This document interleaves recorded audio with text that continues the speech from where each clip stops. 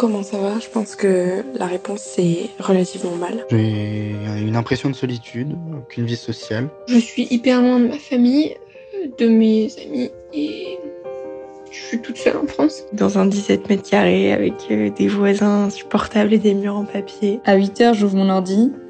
À 22h, je le ferme. Et à 22h30, je suis couchée. L'impression que ça sert à rien, que tout ça, ça va jamais se terminer. C'est un sentiment de ras-le-bol en fait, on n'en peut plus. Énormément d'étudiants qui abandonnent dans ma licence et qui disparaissent. On ne sait pas où ils sont, on ne sait pas ce qu'ils font. On voit un peu tous nos rêves s'effondrer. Depuis tout petit, je voulais être médecin. Ça m'aura coûté un rêve et j'en suis fortement déçu de moi-même et je me sens minable. J'ai eu pour la première fois des pensées suicidaires. J'ai plus d'espoir. Plus l'espoir de m'en sortir, plus d'espoir de me dire qu'un jour ce sera fini. Et je me sens seule. Et en fait, je me rends compte qu'à part ma volonté, plus rien ne me retient de passer à l'acte. Et voilà, on n'a plus d'espoir, plus rien, et c'est terminé.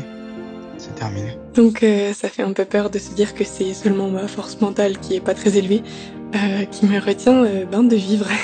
Je n'appelle pas les numéros, etc. parce que je me dis que ça va. Mais en réalité, je me rends compte que j'ai quand même des signes qui me montrent à moi-même que ça va pas. Je suis tombé un peu dans l'alcool, que je suis rentré dans les médicaments, les anti-anxiolytiques. Je suis sous antidépresseur. Depuis la crise du Covid, je fais des crises de boulimie à répétition et je ne sais pas comment m'en sortir. Et j'ai mon corps qui me montre que ça va pas et le plus gros truc, ça a été ma perte de poids. Inexpliquée en fait. J'ai vécu les 2 confinements seule et s'il y en a un troisième, je vais le vivre seule. Et pour ma santé mentale, en fait, je pense que ce sera la ligne de non-retour. Et c'est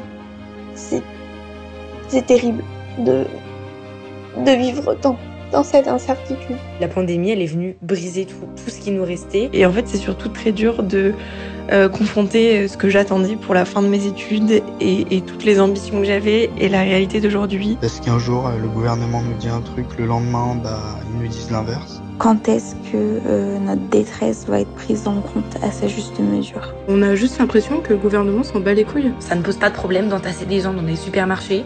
Ça ne pose pas de problème d'entasser les gens dans les magasins pendant les soldes. Et nous, les étudiants, on doit rester derrière notre écran. J'ai juste l'impression d'être oubliée dans cette histoire. La définition de la santé d'après l'OMS, c'est un état de bien-être physique, mental et social.